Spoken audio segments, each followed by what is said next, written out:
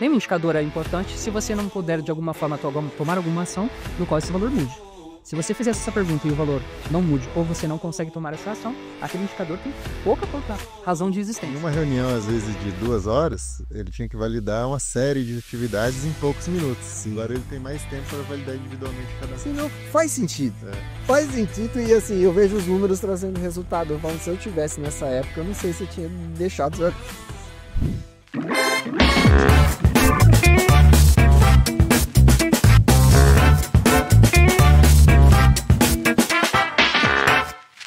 A gente falou sobre a mudança cultural, né, que é bem impactante. As pessoas já estão ali, muda PO, muda a função do Scrum Master, muda a função do coordenador, muda a função do desenvolvedor, enfim, muda a maneira como se trabalha.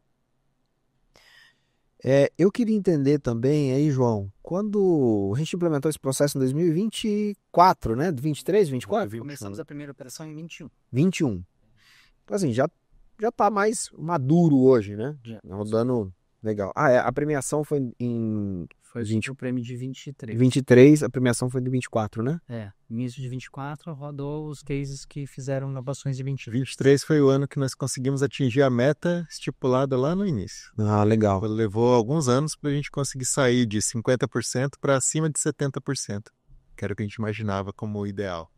Legal. Mas, assim, o que eu queria saber, assim, em termos de impactos, João, imagino que a gente já contratou novos desenvolvedores, né?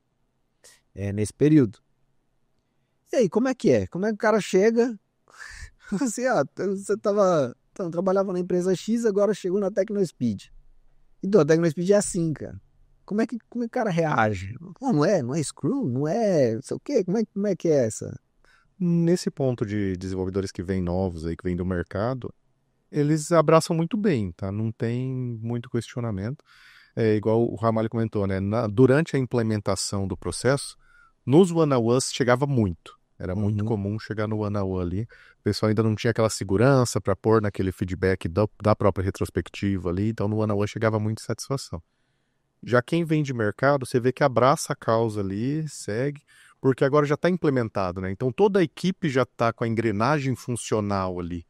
Então, muitos até chegaram a elogiar. Falaram, pô, legal o processo que vocês implementaram aqui e tal.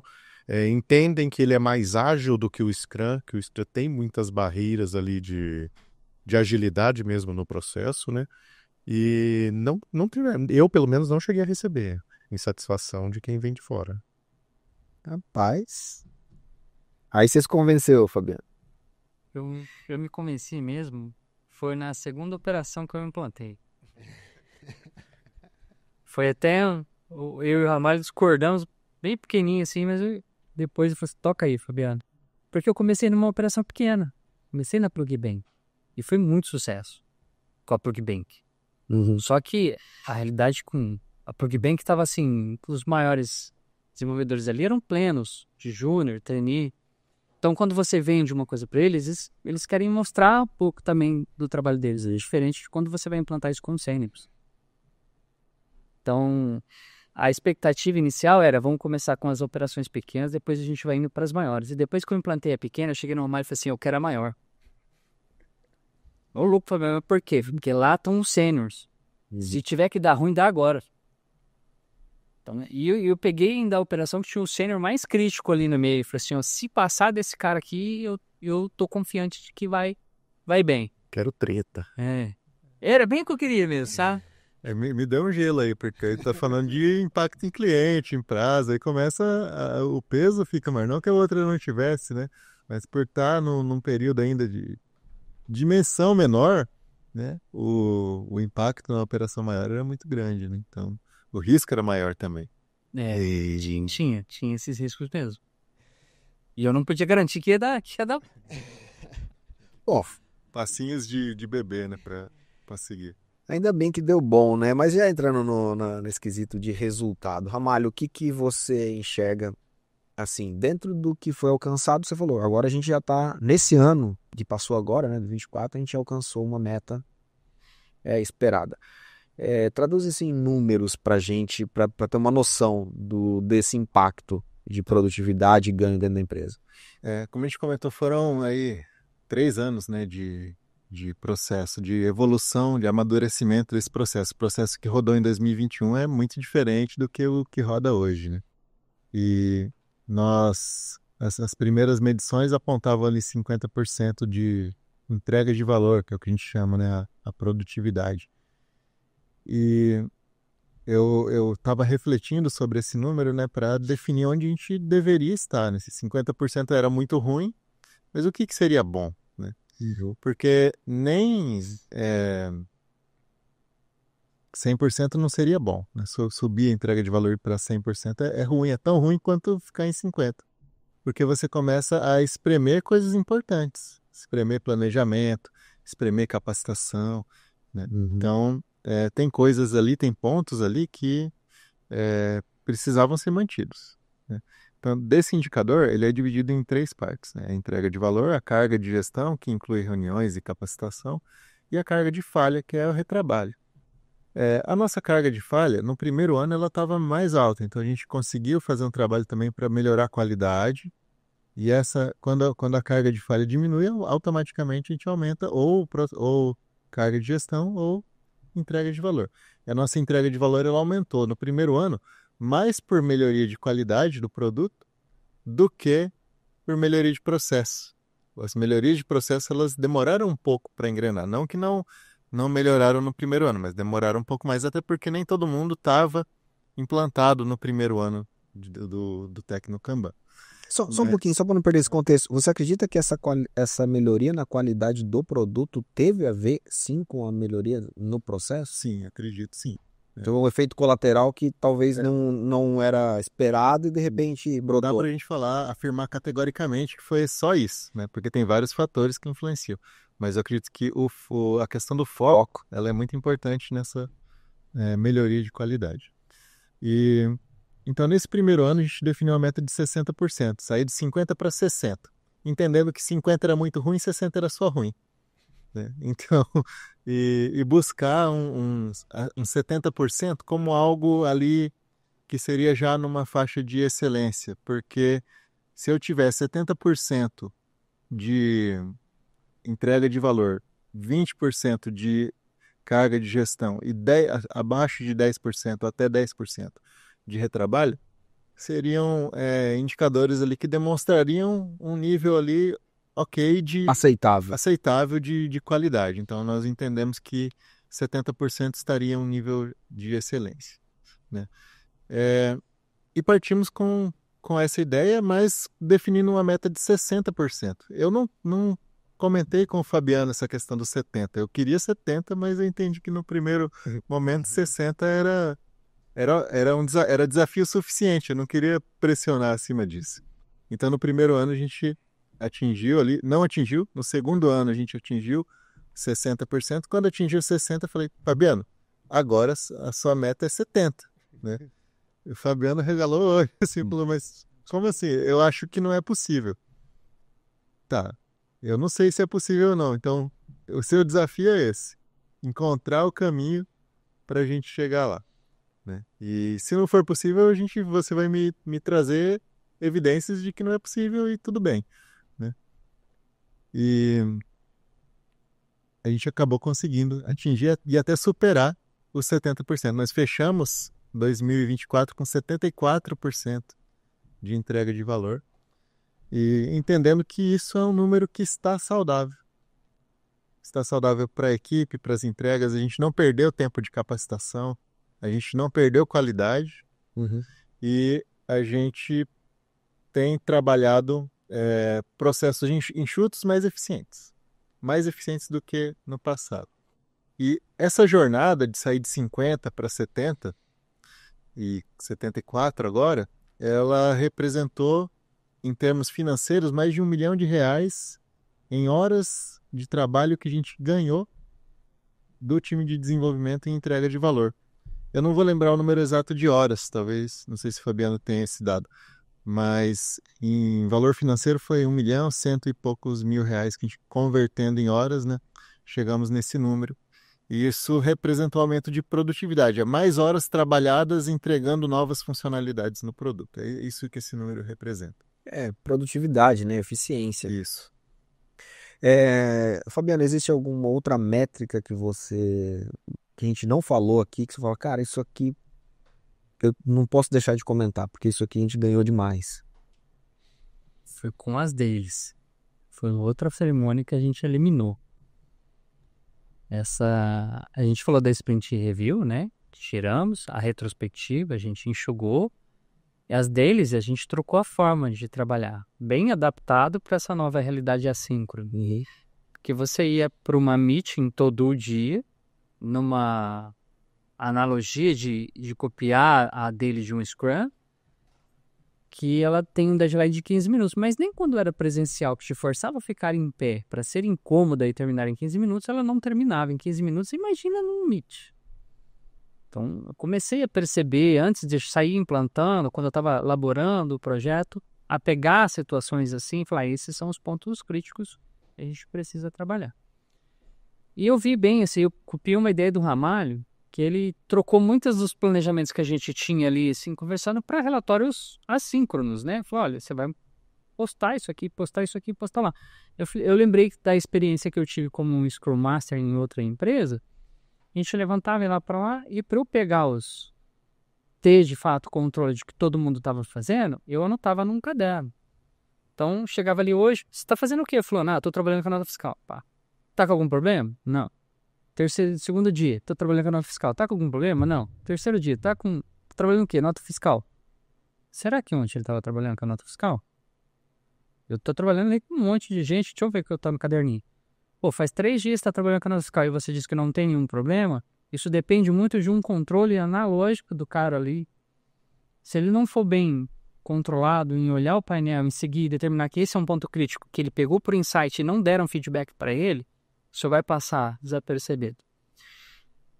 Então, a gente acabou com as deles pelo Meet. Falei assim, agora você vai escrever no Slack. Eu vou dar um templatezinho para você responder todo dia na mesma hora. O que você está fazendo? O que você fez ontem? O que você está fazendo agora? Você tem algum impedimento sobre isso em que eu posso te ajudar? Escreva, são 3 tópicos. E o 4º tópico a gente ainda colocou, depois que o processo estava rodando, descobrimos que a gente poderia melhorar nisso. Qual o grau de completude do que você está fazendo você considera que está agora? Então eu consigo olhar por um relatório, eu sou o Scrum Master, o líder técnico que estou seguindo ali, o coordenador, eu vou lá no canal dele, eu olho o histórico desse cara. Bem em cima ele estava em 25, hoje ele está em 30, em 35.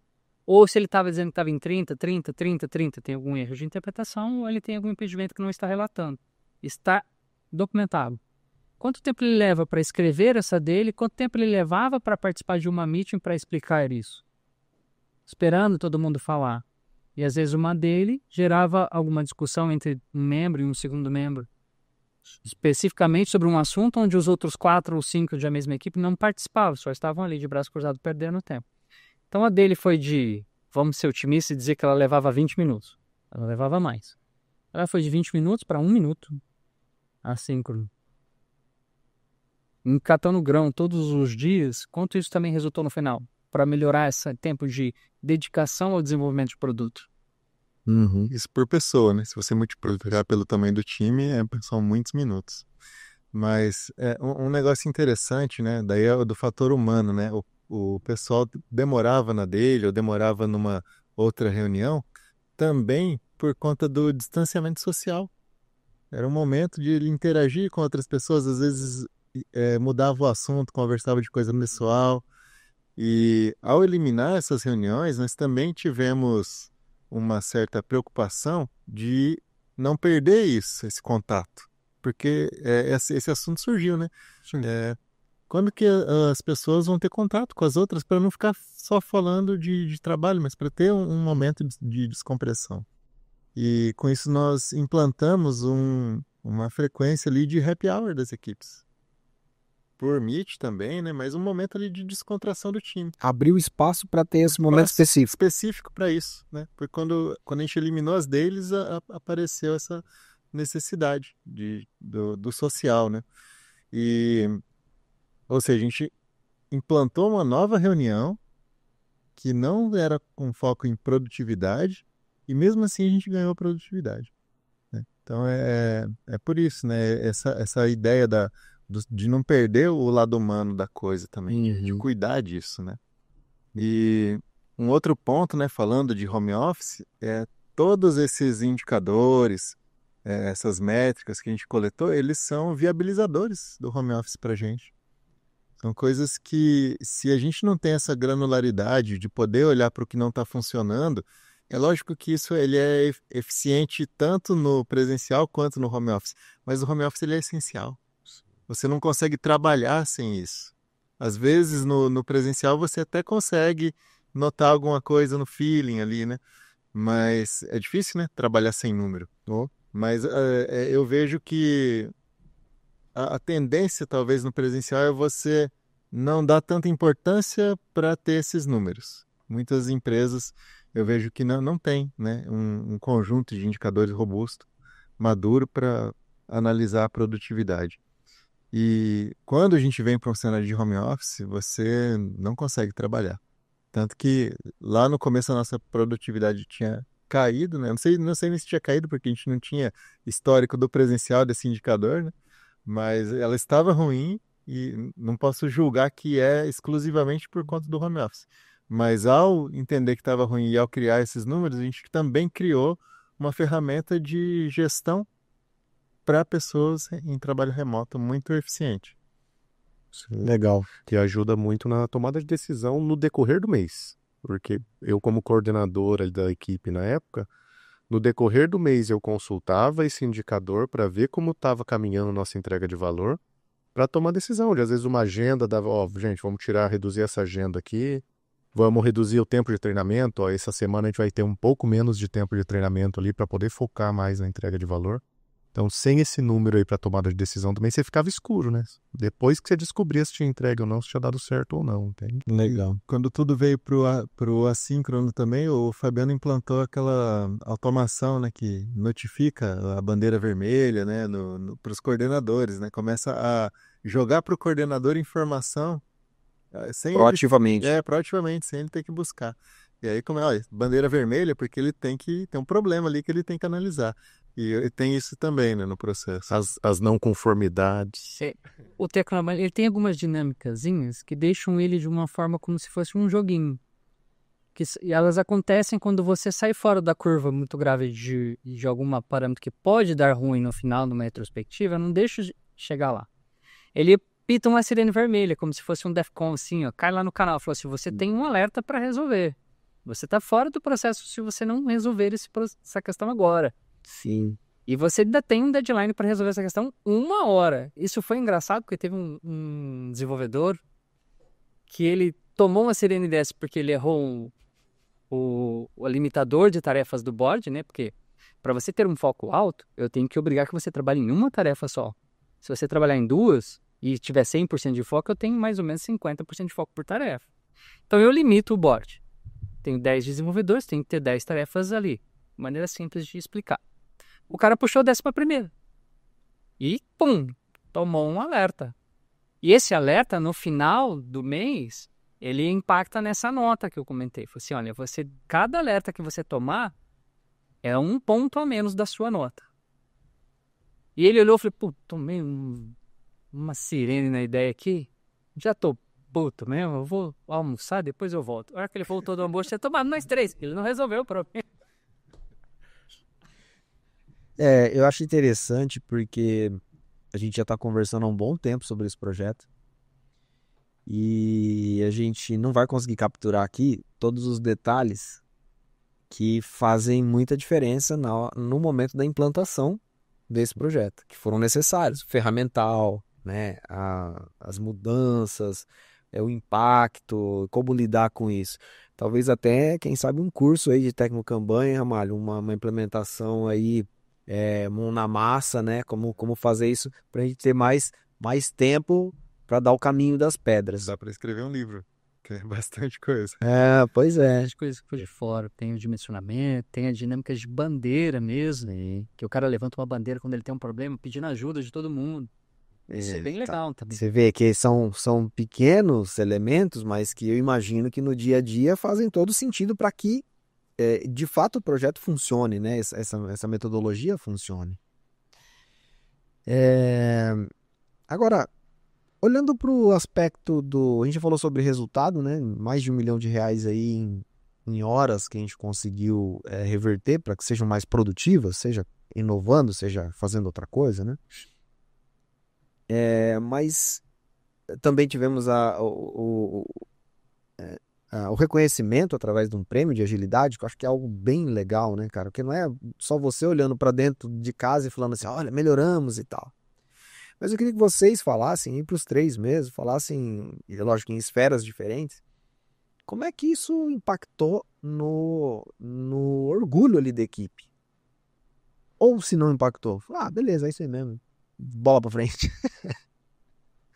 Vocês sentiram um feedback nesse sentido? Falou, caramba, velho, ganhamos esse prêmio aqui, foi a gente que fez. Porque não foi o Fabiano, né? Foi o Ramalho, foi o João. Foi preciso todo mundo abraçar a causa, né? Como é que vocês veem isso? Do prêmio, eu não sei se foi muito ligado a essa visão de quem trouxe para mim, tá? Mas eu tive devs ali que no início foram muito resistentes à implantação e hoje são os que mais pregam o processo ali, como funciona, dá para ir. Na época a nota ainda era por número, né? Agora a nota é por bom, excelente, ruim ali, a nota do Kanban. Tem até uma historinha de o porquê. E era aquela equipe que, tipo, queria o 99 ou 100, não aceitava menos que isso, Começou a brigar. entendeu? Então, começou a gerar esse atrito, né, entre equipes ali, dessa pontuação. Aí foi quando teve que na cota, entendeu? Então o pessoal virou meio que pregador do processo, sabe? Foi bem legal de ver, assim, essa mudança. Legal. Como é que você vê, Ramalho? Acho que o prêmio, ele é uma chancela, de certa forma, porque a gente olha muito para dentro de casa, né? E, pô, implantamos esse processo, a gente estava orgulhoso só de ter conseguido os números, né? E quando a gente leva isso para uma premiação, a gente passa a ter feedback que a gente não tem dentro de casa. É difícil. E eu vejo que até mesmo dentro da própria empresa, as pessoas não conheciam o técnico Kanban, não sabiam o que a gente tinha feito ali, que resultados que tinham chegado. No máximo, ali, beleza, aumentou a produtividade, economizou horas e tal, mas nada assim que gerasse um orgulho para a empresa, como a gente tinha do processo que estava ali, né? A gente ficou muito feliz quando chegou em 70%, né? Porque era uma meta assim que era quase que inatingível. E quando a gente leva isso para fora, e a gente começa a ter benchmark, né? Porque outras pessoas estão olhando para isso e falando que é legal, né? Pô, é um reconhecimento a mais também, né? Então eu senti esse sentimento, né? De que para nós que montamos, que participamos do processo, de que realmente isso aqui que a gente achava que era bom, pô, legal, isso aqui realmente tem um reconhecimento de alguém de fora, né, falando isso, e sentir diferença na própria empresa, né? Tanto que até hoje a gente está aqui falando sobre esse projeto, né? Então acho que foi uma forma da gente dar mais as caras de muita coisa que a gente faz e que às vezes fica presa ali dentro do setor. Legal. Até complementando antes de você puxar, foi no Dev Paraná, né, que você fez uma apresentação do Tecnokanban? Dev Week. Dev Weekend, né? Dev Weekend Life lá, não foi no Dev Paraná. Eu fiz também, fiz uma no Dev Paraná, mas essa foi lá na Elotec, no Meetup. Não, então foi no Dev Weekend mesmo, que tiveram desenvolvedores da Tecno que participaram, aí com a recepção da comunidade na apresentação do Fabiano, o pessoal trouxe depois para mim. Legal, né? Realmente a gente não enxerga o tamanho disso, entende? Como o Ramalho falou, tá dentro de casa, né? Você não dá o valor para isso. Daí depois da sua apresentação lá, o pessoal trouxe pela recepção do pessoal, bem massa. Imagino para você uma satisfação pessoal também, né, Fabiano? Sim, era bem isso. Assim, eu comecei muito inseguro. Isso é um defeito meu, tipo, eu não sei até que a frase, eu quero fazer, mas não garanto que vai ser algo que vai dar bons resultados. Mas eu gosto de me forçar e me desafiar. E quando o prêmio veio como um reconhecimento, como um motivador para continuar naquilo, né? Veio no momento certíssimo da minha vida, porque 2023 foi um ano bem conturbado, pessoalmente. E foi o ano onde eu estava fazendo esse projeto voar ali profissionalmente. Então, o reconhecimento dele foi um gás que eu ganhei para poder fazer outros. Assim, poxa, então quer dizer que eu não fiz um negócio tão ruim, né? Fiz um negócio que eu posso utilizar desse talento e tentar fazer outras coisas para melhorar. E o que o Ramalho falou tem um ponto crucial para mim que engatilhou um segundo projeto. Eu apresentei esse projeto internamente, conforme eu fui internamente assim pelo meu network, né? Não dentro da técnica, mas assim na comunidade de agilidade. E eu comecei a receber alguns feedbacks críticos, inclusive um deles muito importante no feedback do Agile Trends, onde o próprio Rodrigo Yoshimi me pergunta assim, o que você fez para trabalhar o upstream dessas tarefas? Porque todo o técnico Kanban trabalha o corpo de desenvolvimento, o fluxo de desenvolvimento, ele olha para o deck, ele não olha para a entrada da tarefa.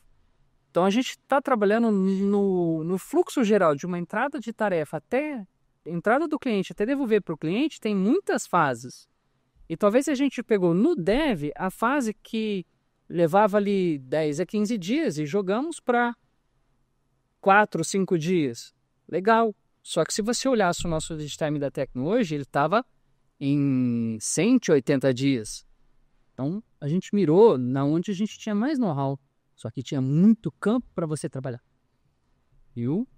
E eu ter o reconhecimento de que eu tenho capacidade de poder conseguir trabalhar isso. E eu tenho a equipe como uma técnica. Talvez isso poderia não funcionar numa outra empresa. Que compraram, estavam comigo fazendo aquilo ali, me deu assim um norte que falou, agora a gente cai boa. É legal. A gente acertou a casa da porta para dentro, mas da porta para fora ainda tinha muita bagunça acontecendo. E isso impactava também da porta para dentro, né? E nisso veio um outro projeto, que é o Melhores Escolhas, que cabe até outra conversa. Esse é o próximo passo do Tecno Kanban, então. É a segunda etapa, que é quando eu lembro de ter chegado no Fabiano e falado, Fabiano, você fez o que tinha que fazer aqui dentro. O processo agora, ele só precisa continuar rodando. E ir amadurecendo aos poucos. Tá implantado, tá legal. O desenvolvimento tá legal. Agora eu tô vendo que tem muito ruído ali, ó, no que tá entrando. Uhum. Tá muito esquisito aquilo lá. Põe o pé pra fora da casa e vai ajudar lá, vai ver o que tá acontecendo. E nisso saíram muitas coisas interessantes também. Boa. Muito bom. Essa era a minha próxima pergunta. Qual é o próximo passo? Já tá respondido, então. Agora, olhando... Tem mais ainda. Depois desse eu tenho mais um terceiro agora. Meu Deus. Bom, tem trabalho, bastante trabalho, né, Fabiano? É. Vou lembrar dessa transição de meta de 60 para 70 e de atingir.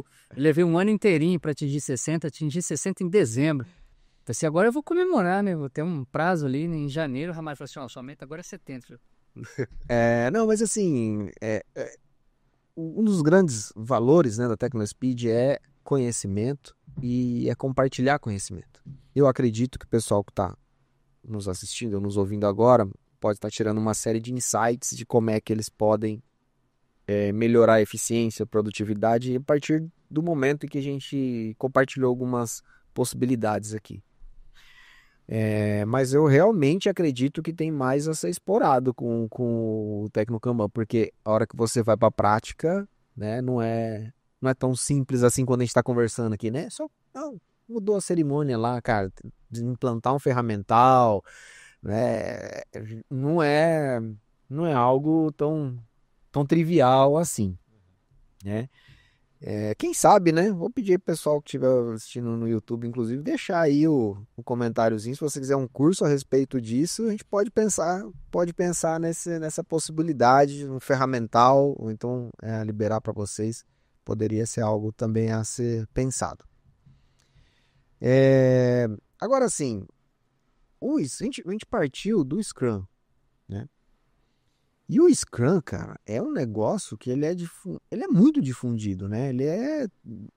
Eu lembro em uma época em que a gente estava discutindo Scrum nas agências de marketing, porque de fato trazia mais produtividade também, mais agilidade, não só para o desenvolvimento. E eu gostaria que vocês dessem algumas dicas para quem está com o Scrum rolando, mas de repente olha e fala assim, cara, esse Tecnokanban é muita areia para o meu caminhãozinho, eu não tenho condições de implementar tudo agora.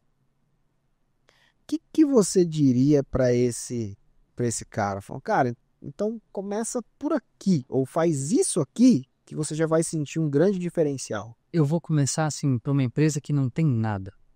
Eu não implantaria uma metodologia tão avançada assim. Eu começaria com um Scrum.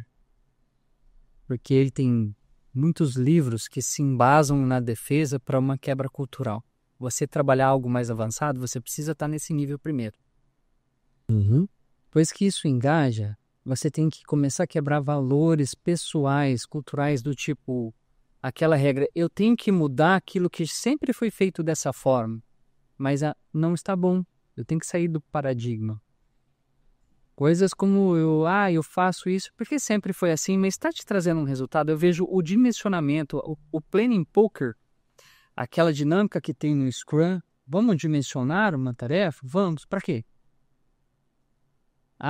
Qual que é o motivo? Pergunta-se o motivo, o significado. É para fazer planejamento, mas então você está planejando o seu backlog com o que você está vendo de tamanho agora e vai utilizar o que você acabou de fazer nessa reunião para o PO ou para entregar para o cliente uma data de planejamento que cabe na sua sprint. E se você olhar as métricas consolidadas que a sua equipe teve para trás e eliminar o Planning Poker, isso não serve para você. Isso é quebrar paradigmas, né? E eu citei o exemplo do dimensionamento, porque eu já fui para reuniões de dimensionamento que levavam 2 horas, só o dimensionamento, só exclusivamente o dimensionamento de uma sprint de 15 dias.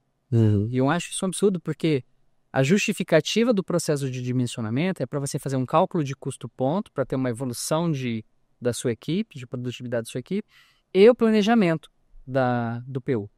E na maioria das empresas, todo mundo usa para planejamento. Aí eu faço uma pergunta, né, para todo mundo que utiliza Scrum. Qual que é a média de assertividade desse planejamento que vocês têm hoje? Vocês acertam o dimensionamento de uma sprint? Cuidado com aquela síndrome do estudante, sabe? Tipo, o waterfall. Você olha o burn down, ele tá reto. Chega no último dia, ele cai de uma vez. Sim. Bem praxe essas coisas. Então, sair desse pacote e eliminar situações assim. Que você enxergar. Não precisa ser só essa. Aquela que você determinar que não vale o custo que você paga pelo tempo que você gasta. Tempo é dinheiro. Eu não lembro o nome do cliente, mas eu entrei numa call com um cliente que queria saber um pouco sobre esse Tecnokanban. E eu fiz um cálculo bem rapidinho do quanto ele gastava de day limit. Ele gastava 210 mil por ano. E esse ponto é legal porque ele não conseguiu olhar para day limit como um centro de custo financeiro. Faz parte do processo. Em geral, você olha a macro, você não quebra essas fases. Então, quem quer implantar isso, tem que conseguir identificar situações assim. Você fazer 2 horas de dimensionamento, sendo que o resultado para você não é tão assertivo, não traz a mesma agregação de valor com o tempo que você pagou de todos os desenvolvedores que estavam ali, talvez não compense. E a piada da história, né, é que se você perguntar para o desenvolvedor quantos peixes tem dentro de um lago, a probabilidade muito grande para o perfil dele que você está trabalhando, que você tem que conhecer, é que ele vai lá e vai drenar o lago inteirinho e vai contar peixe um por um. Para o que você queria, valeu esse custo? Porque olha o tamanho do gasto que ele teve para fazer isso, certo? Você pode ter uma amostragem. A amostragem pode ser métricas passadas, pode ser métricas futuras, pode ser uma troca de PMG, você pode simplesmente falar, vou mudar meu Star Point para PMG. Tem muitas empresas que dimensionam em horas. E eu tenho uma dinâmica que é você tentar dimensionar um país olhando para o tamanho dele comparado a um segundo país em quilômetros quadrados. E vamos colocar 10 pessoas numa sala e vamos ver quem acerta o padrão de quilômetros quadrados disso. Que o principal, mais importante, é você ter um acordo de dimensionamento em todo mundo. Se todo mundo entendeu que aquela é uma tarefa G, estamos com um padrão. E vai funcionar, porque se todo mundo sabe que é uma G, ela vai ter uma métrica de tamanho de execução. Sim, então a dica que você está trazendo aqui pra gente é, cara, olha aí o que tá saindo mais caro, o molho que o peixe. E aí, por ali você já vai identificar alguns, sem muito compromisso ali com, né, sem manter a cabeça fechada em relação, isso aqui é do processo e tem que ter e tal, né? Mas talvez até na maneira de simplificar. Eu acho que o metrificar, né, Joe? Tipo, qualquer ação que você vai tomar, eu vejo que o metrificar é importante. Tipo, você ter esse marco zero para você ver até, tipo, quais processos, cada processo, quanto está custando e quanto está trazendo de resultado para você, entende? Porque às vezes, dependendo da realidade da empresa, 2 horas de uma planning está trazendo um resultado significativo para a entrega que está sendo feita dentro dessas 2 horas que está sendo planejado. Agora, se você não tem números, é muito obscuro você tomar uma decisão ali, se vale a pena tirar, se não vale a pena tirar, o que você faz com ela, entende? Legal. Ramalho, alguma dica? Eu vejo que, por mais que a gente tenha saído do Scrum e ido para o Kanban, né, uma interpretação da TechnoSpeed do que é Kanban e do que é Scrum, né, porque cada empresa tem a sua característica, né, de como implanta o processo. Então, cada um é diferente do outro, né? Mas a nossa transição de processos, ela, em nenhum momento, ela foi motivada por o Scrum não ser bom, não ser adequado. Acho que o Scrum, como o Fabiano colocou, ele é extremamente adequado para muitas empresas. Uhum. O nosso ponto de virada de chave foi esse indicador específico de entrega de valor. Eu vejo que ele nos mostrou um gargalo e onde nós, analisando como resolver esse gargalo, entendemos que talvez da forma como nós implantamos Scrum, e eu lembro de ter tido essa conversa, o do Fabiano falou, com o processo que a gente tem, não dá para melhorar a entrega de valor, né? Então nós temos que mudar o processo.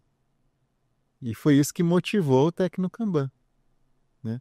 Então, a nossa implementação do Scrum, ela já estava no limite do que ela poderia entregar para a gente naquele momento. Talvez a gente não conseguia encontrar saídas com ela.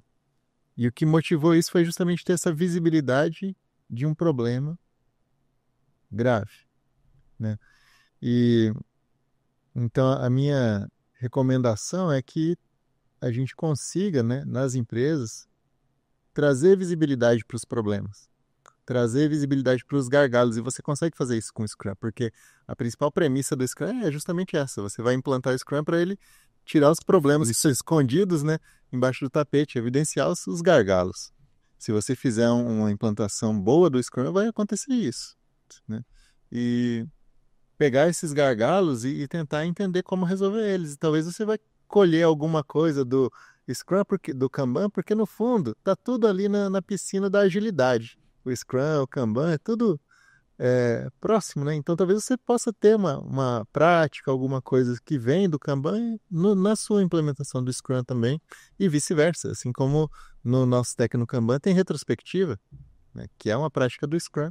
Então, eu acho que entender o que faz sentido para a sua empresa, para resolver os problemas que estão se evidenciando, é o que vai trazer mais resultados.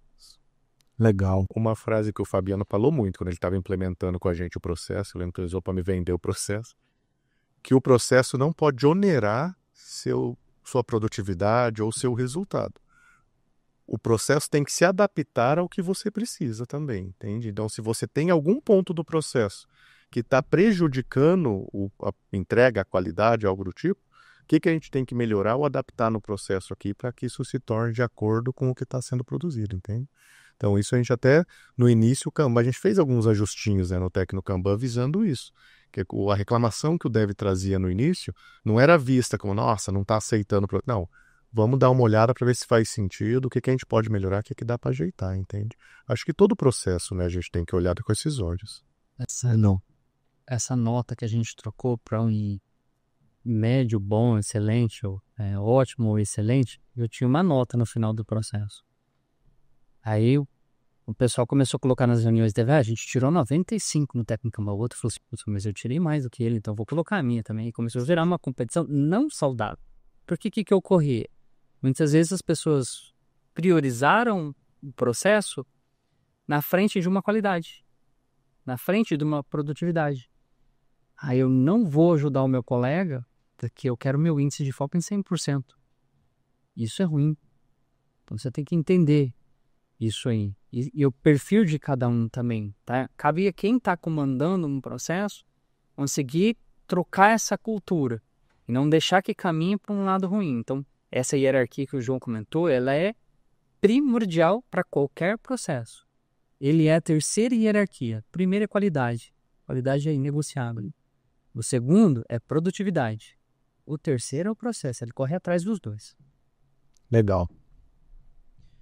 Muito bom. O papo tá bom, gente. Mas a gente já tá aqui há bastante tempo.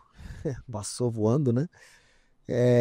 Queria que vocês aí deixassem uns recados finais pra galera que tá assistindo a gente. Último recadinho pra gente finalizar esse episódio. E também deixar um recado para você, se você quiser saber mais sobre o Tecnokanban, entre em contato aí nas nossas redes sociais, deixa o teu comentário, chama o Fabiano aí que a gente vai dar um jeito de aproximar mais e continuar esse conteúdo. Pra gente finalizar então, João. Meu recado final é esse, na dúvida grita pro Fabiano, gente. Valeu, João, muito obrigado, cara. Amália. Eu acho que o recado é isso. O Tecno tem esse